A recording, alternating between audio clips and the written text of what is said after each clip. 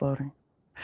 Hi, everyone. We're going to talk about the I can't mentality and when pressure sidetracks your decisions. And I want to start with something small, but it's really important, okay? The decisions you make when you're tired, they aren't the same decisions you make when you're clear. And most women, we are building our lives in that tired space. So when we say things like, I can't afford it, I'll start next week, I just need to get it together, or I can't do it right now, it sounds like a discipline issue.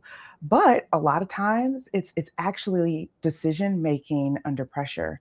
And Brandy, this is why, let me actually bring Brandy up. I'm just talking about her. Hi, Brandy. This is why I wanted you here to have this conversation with your expertise in wellness and health, because from the outside, it can look like habits, like bad habits, right? But underneath it, something else is happening. So, okay, so Mhm. when it comes to the women that you work with, I'm sure they say things like, I just need more discipline. I Mm. can't get it together. What's actually going on that you see that they're not naming yet? Yeah. Yeah. So a lot of times when I work with women, and I specialize in really helping women with fitness, getting their health and wellness back on track in a sustainable way. And so a lot of the times when women are talking to me, they'll speak to me sort of from a place of shame. And that's what I think is really heartbreaking as I'm listening to stories, because these stories are so important to me, which is why I do what I do as a health coach. But it's kind of like they put so much pressure on themselves to perform and to perform Mm. perfectly. And then when they're not meeting their own expectations, then it's like they have this shame around themselves. And so I really try to step in to help them reframe their mindset around how they're even seeing how they're achieving their goals. I like that because this is where I see it play out strategically, right? Like Yeah. when you're exhausted, you're not thinking long term and you're Yeah. just trying to get through your day. And that's Hmm. when your standard decisions they drop with it, right? Like you choose Right. fast over intentional, you choose relief over alignment, you choose Yeah. easy over strategic. But we don't call it that, Brandy. We call it Right. busy. I'm Right. busy. I'm so Yeah. busy. Yeah. Yeah. And then there's also the disappointment gap, Mm, right?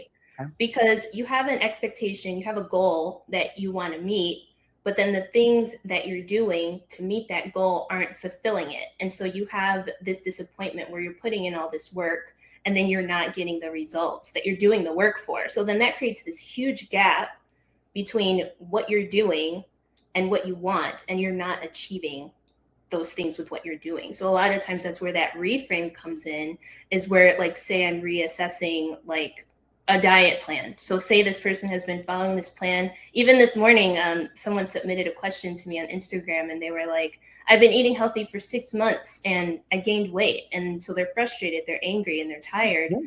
And it's like, you just have to assess. Like, that's where the support and the accountability and the structure comes in to help you really reframe that mindset so that you can take some practical steps to help fill that disappointment gap that happens. Well, but okay, so you talked about the disappointment gap, but what's actually happening in that moment that most women Mhm. don't slow down enough to notice? Because we know disappointment can happen. We know we need to try to change, to pivot, but something's happening Mhm. there. There's some sort of pivot that needs to happen. What do you see? Yeah, and I think I see it comes back to that shame piece where it's like that person knows what to do, they know what their goal is, they know what they want to achieve, and then they almost feel like they should know how to do it. Like they should be able to do this on their own. And so there's like this pressure that Yeah. then a lot of, even, really high achieving women will put on themselves to go, go, go, and to push, push, push, and then Mhm. that is what ignites that burnout. And then when they're in that burnout cycle, that is what creates this I can't mentality, this mentality of like, oh, I've already tried this, I've already pushed so hard, and I'm still not filling that gap. It's usually a root of shame that starts that. And so once you start to identify that shame, then you can start the mind renewal process around that, where instead of approaching this from a place of I should be able to, I just have to push harder. You actually have to speak differently to yourself. You actually Mm. have to believe differently about yourself, because your beliefs are actually what drives what you do. And so if your belief about yourself has not changed, then your actions won't change. Okay, so I want to unpack belief, right? Because Yeah. we often underestimate the relationship with ourselves, right? And how we Yeah. talk to ourselves, how we Uh-huh. treat ourselves. We Yes. prioritize everything else. We prioritize the kids, we prioritize the Mhm. family, we prioritize our work and the work product that we put through. Yeah. But looking at yourself in the mirror and renewing not only the relationship with yourself, but also trusting yourself, like you said, the Yeah. belief, trusting yourself to pivot, trusting yourself Mhm. to figure it out and give yourself everybody says give yourself grace, but be patient with yourself too as you Right. figure it out because Yeah. all diets, all change is not created equal. What works for Right. you, Brandie, may not work for me based on my Exactly. lifestyle, based on my genetics. It's just Mhm. it's something that is really hard to dissect in the moment because there's this Yes. pressure. Because to your Mhm. point, like you get to this point where you're like, fine, I've had enough. I need a change right now. Yeah. But there's that mindset that takes the work, the inner work that often Yes. we overlook. Yeah. And it takes sorting through, like it takes digging through. You're not going to find this immediate answer, Mhm. And so, like you said, what works for me is not going to work for you and vice versa, but that takes time to sift through. Like somebody might need a health coach. Somebody might need that one-on-one support and accountability. Other Yeah. people might need like a nutritionist. Some people just really need to listen to what their doctor is telling them to do, take that basic advice, trust themselves, and then walk those steps out that their doctor's telling them to do. So everybody needs these different things, but that Yeah. process of figuring out, oh, this worked for me, this did not work for me, maybe I should try something new, so that process of figuring it out gets messy. And when you have these beliefs about yourself on top of that, like, oh, can I trust myself to make these decisions? How do I know this person isn't lying to me? How do I know I can trust over here? It becomes more burdensome, Mm. right? Like the process becomes Yeah. harder when you're putting these other beliefs on top of a messy process of trying to figure out what actually works for you. And so that's really where that I can't mentality starts to come up, where it's like, not only can I not discern what I need to do, but I also don't trust people Mm. who could actually help me. So you start actually building these layers of complication on top of trying to Oh. figure out how to do things best for you. O okay, so you kinda called on something. Okay, so you need help, right? You can't necessarily Mhm. do it on your own, but Right. I wanna talk about the behavior itself because sometimes, like, the investment in Mhm. change or getting what you need because what you need is different than everyone else and you've tried things Yeah. before, it's Mhm. just really tough in the moment, right? Because when Yeah. someone orders the food, they grab the coffee, they skip the plan, what are they actually buying in that moment, emotionally or mentally? Mm. Because I will tell Mhm. you, like, health coach, that sounds expensive. A nutritionist, like, is that even included in my insurance? I mean, changing the way I show up at work, all that costs me something. Yeah. Yeah. Yeah, absolutely. And those are things that, like, absolutely, you have to consider the cost of investing in something like that, but then also consider what's the cost of not investing. Mm, So, even in my own business, like when I was setting up Revealed Healing, I had to invest. Like, if I knew I wanted to be a health coach and I wanted to help people and really walk people through having a path to sustainable health and wellness, there are some like legal and practical things that I had to invest in. And it was one of those things where I even did the same thing where I'm like, oh, is there a different way I could do this without spending so much? And the answer is no. Like, in some way, you're going to have to invest your time, your resources, your talent. You're going to have to invest something yeah. into what you really want to do. And that's whether it's your business, whether it's your health, whether it's your mindset. I mean, the same thing happened with someone who I was coaching, and she really wasn't sure about going to therapy. And it's like, based on what you're sharing with me, this is something that you need to invest in. This is something that's really going to help you move forward in this area. So we're always investing in something though, whether we're paying for it or spending the time on it or not.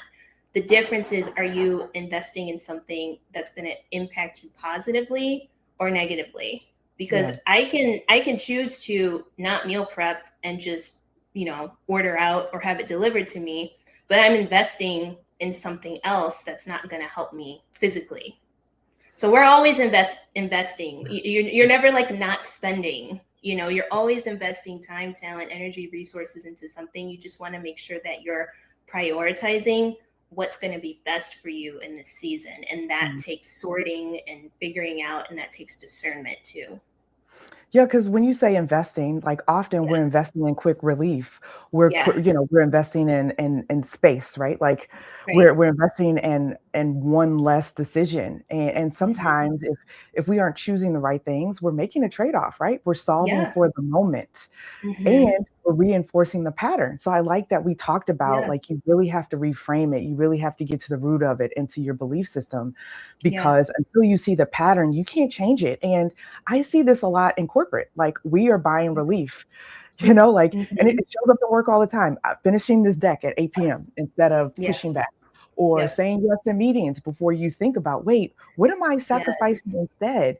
You feel like I can't say no. I can't, but we aren't we're treating these decisions, because we're in this pressure loop, we're treating these decisions like they're really the win, when actually it's a short-term gain, but a Hmm. long-term expense, right? So if you're Yes. spending Yes. your energy, like, to avoid a harder decision, what are you really doing? Right. Yeah. Yeah. It's like not only are you prolonging the harder thing that's going to come up anyway, but you're also creating complication along the way. Hmm. So I always like to coach from a place of preventative. Like I want to work with women before they're getting to the place where they feel miserable in their bodies. I want to help women before they're getting to the place where, they haven't had a vacation in 2 years or whatever it is. I want to prevent all of that complication, because you're going to have to deal with the hard thing anyway, regardless of where you're investing your time and your talent, your resources. No, you're absolutely right, and this is kind of like where it gets the subtleties here, right? Because, um, Mm-hmm. there's patterns. And Yes. I just wanna Yes. step into patterns here, because what patterns do you see over and over again from high performing women, high achieving women, that they Yeah. believe is normal, but you immediately know it's costing them? Yes. And I've worked with just so many women who their hearts are so just genuine and pure and loving for their families, for, their friends, everybody around them, but then it's like they don't bring that same energy to their own goals and to their own vision. And that is the pattern that they can't see. It's like you are an amazingly strong, wise woman, and I see you struggling in your own life, but I also see you expending so much energy to the people you love. And that's not a bad thing, but this unrestrained giving, it leaves nothing for you. And so it's Mhm. like you really do have to put your own mask on first if Yeah. you're going to be there to support the other people around you. And so that's what I really try to call out in like the gentlest way possible, because I know these women, I know their hearts, and I know like where they want to be, and they're constantly giving. And so that's the pattern that they don't see, is that they don't give themselves the same energy that they give others, especially, moms and women who are like very high up in business, because moms, they're always giving a lot to their families. People in business, the women in business, they're always about the business and being the best that they possibly can be. But then in their own personal lives, it's like they're sitting down at the end of the day and they're just depleted, or like they're hiding in the bathroom because that's the only time that they have, to themselves. And it's just like, I wish you could see how you treat other people versus how you're treating yourself, because that's really one of the biggest sparks, I would say, of this I can't mentality. Because it's like, well, I have to Uber my kids, so I can't go to the gym, or like I have to work this much, so I don't have time to meal prep. I'm not able to do that. And so it's about finding the boundaries that are going to help you still support your family, but care Yeah. for yourself as well. So there just has to be boundaries around these different things. Yeah, and I think that's where identity comes in, right? Hmm. Because often we wear being the dependable one as like a badge of honor, right? But the Yes. dependable one doesn't pause to evaluate. She absorbs. And over Right. time, like that identity, it starts making decisions for you. Like, oh, Yes. instead of me getting a ride or instead of me solving this problem on my own, I will Mhm. rely on Sophia. I instead of me Yes. trying to figure this out, I'm going to ask Brandie. Right. But if Brandie, if you can take the time, if you are intentional about setting time for a well-balanced lunch away from your desk to Right. reset, to absorb, like you are giving yourself, we're calling it a boundary, but you're also giving yourself space to Yes. think clearly. You're giving yourself space to prioritize. You are Mhm. giving yourself space to reset from all the demands of the world. And that's the hardest Yeah. part. It's like shaking that. And often Yeah. people feel like it's guilt. Yeah. Yeah. And also people don't see, like, so not only do they not see the pattern, but they also don't see the benefit of doing things differently because change is Okay. so hard. So it's Okay. like when you are creating that space for yourself, then you can come back and serve others well. So then they benefit from the rested, more grounded, regulated version of you because you took that time for yourself. So you benefit, but then also other people will benefit as well. So a lot of times it's hard for people to see not only their pattern, but the benefit if they stepped out of that pattern. Okay, so they're gonna step out of the pattern, but I wanna talk about the free trap a little bit if we can. Like, Oh, yeah. 'cause I see it in the work that I do, right? Do you see Yes. women staying in, like, the research mode longer than they need Mm. because Mm. deciding feels easier? Well, no, deciding feels heavier than committing or than consuming. So I'm just gonna Mhm. research stuff. I'm gonna just, take all this free information. I'm gonna do it on my own. Like, Yeah. what do you see? Yeah, yeah, there are definitely a lot of, taste testers that I've experienced where it's like you're Hey, getting the that's free taste, but you're never like investing in the thing. And yeah. and I do see how that could benefit some people. Like I have seen people like download one of my free PDFs and be like, "Oh, this was great. Like thanks for your help." But for the people who are constantly running into this cycle of being stuck, running into Mhm, these negative thought patterns, like mhm, everybody is different, but you have to know and be honest and be in integrity with yourself and say, like, hey, mhm, I'm stuck in this pattern. I've been stuck for 3 months, 6 months, a year.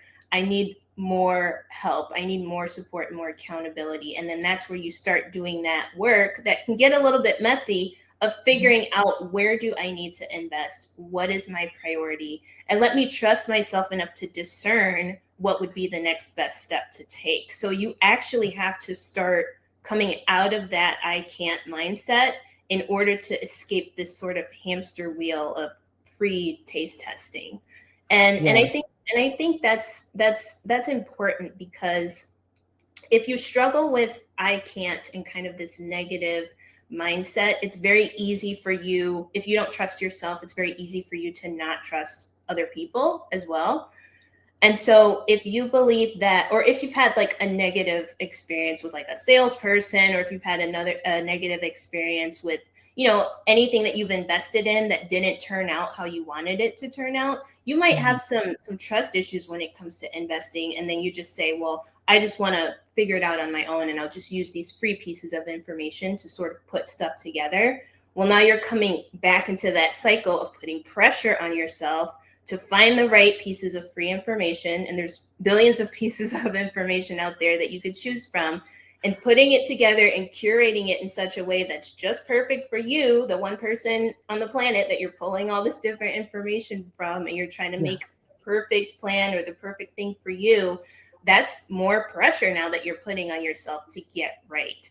And so if you're stuck in that cycle, it's really important, like I said, to consider what would happen if I got out of this pattern and changed? What mhm, benefit would come from this if I just invested in something different? And again, that can be your finances, that could be your time, but what would happen if you started doing something differently? And how could that benefit you if you started learning how to trust yourself and yeah. trusting trustworthy people again? Yeah, I like that a lot because in the work that I do, a lot of people, when they are under pressure situations at work, they rely on their support system, which is normally like their best friend, their work bestie, Mhm. their spouse, but Yeah.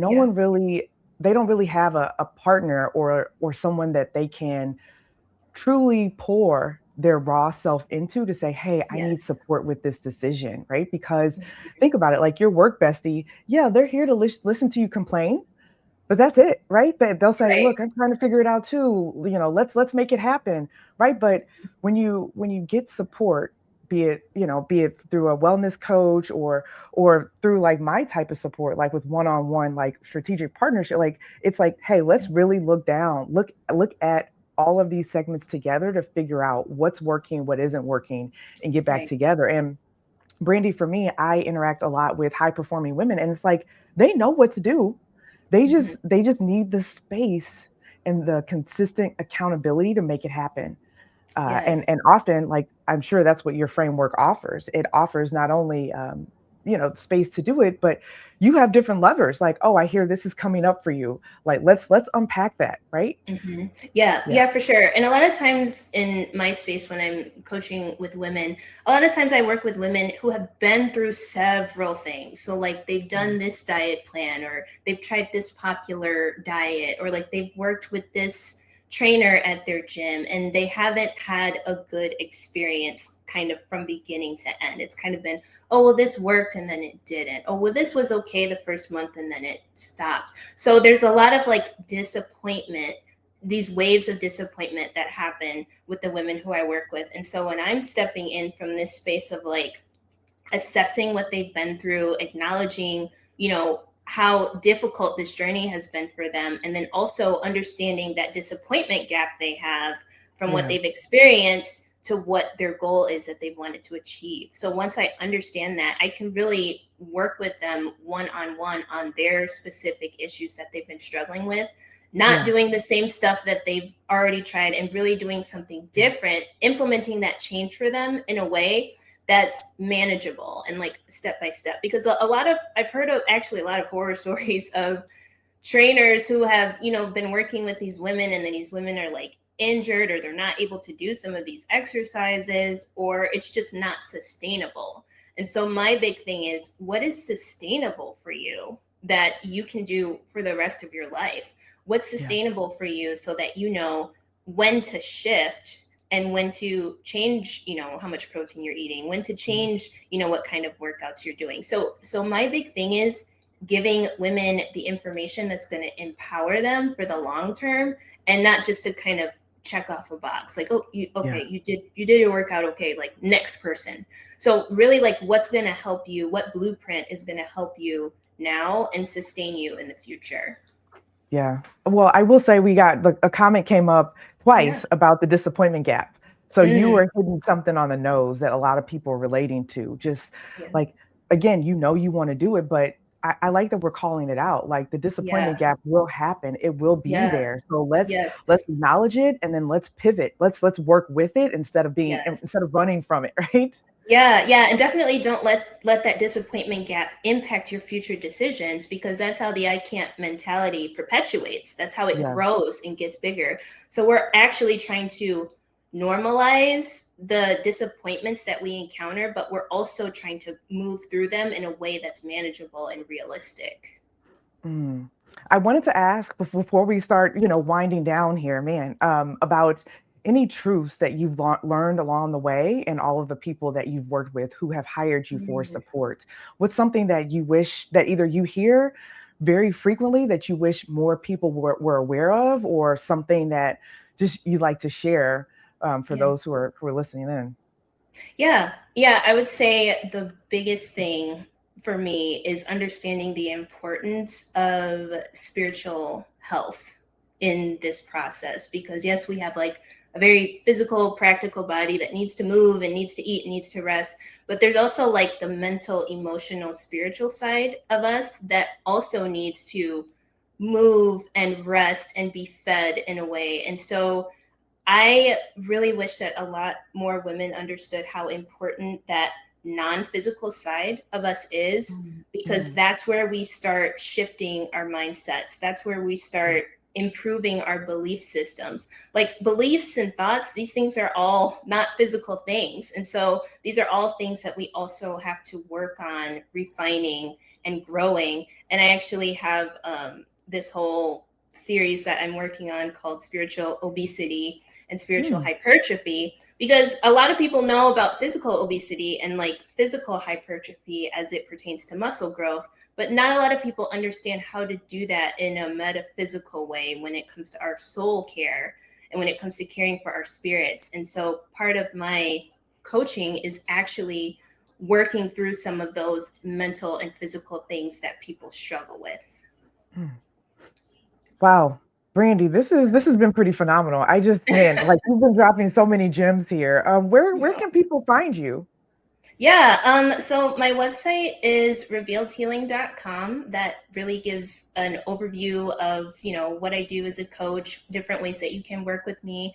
I also have a stewardship assessment that I feel like is very important, just for women to kind of get an understanding of where they're at right now and what area of their life might need more attention. So it's basically just a free assessment that you can download and take, and that's at revealedhealing.com/stewardship guide. And that's just one word.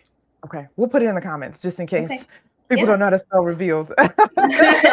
For sure, for sure. But for those of you who are still with us, I want to ask, like, what would change if you stopped asking, can I afford this? And instead started asking, what decision am I avoiding right now? Because it's truly a decision point that Mhm. you really need to make versus can you afford it, right? It's what Yeah. decision am I avoiding? And if you're listening to this and you're thinking, yeah, something about how I'm operating, it isn't working anymore. Don't rush to fix it.